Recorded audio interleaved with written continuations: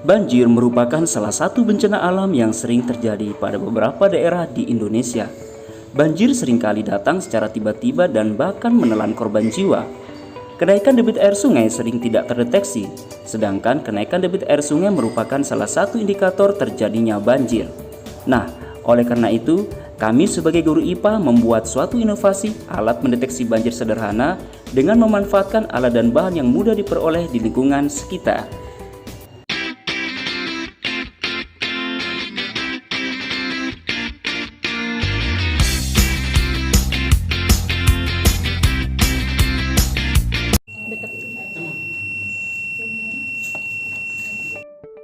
Alat pendeteksi banjir sederhana. Tujuannya adalah untuk mendeteksi banjir secara dini. Alat dan bahannya, yang pertama yaitu baterai sebagai sumber tegangan, kemudian botol plastik yang bisa kita dapatkan di mana saja ya. Jadi kita pakai yang bekas. Kemudian ada air untuk sumber deteksinya. Kemudian ini ada alat untuk mendeteksi namanya buzzer.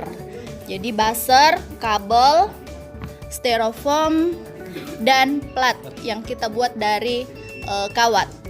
Nah, cara kerjanya kita merangkai alatnya seperti ini digambar.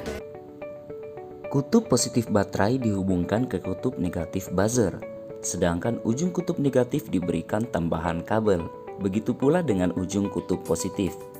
Nah, pada saat botol terisi air, maka styrofoam yang di atasnya terdapat plat akan terdorong ke atas. Saat plat menyentuh kedua ujung kabel yang terhubung pada kedua kutub buzzer, maka alarm buzzer otomatis akan berbunyi.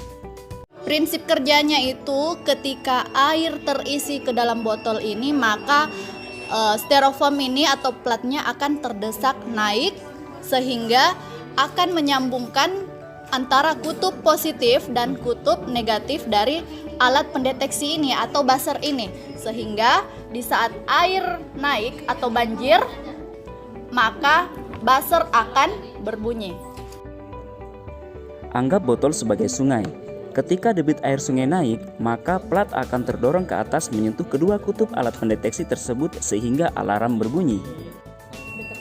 Bunyi alarm menandakan sebagai peringatan terjadinya banjir.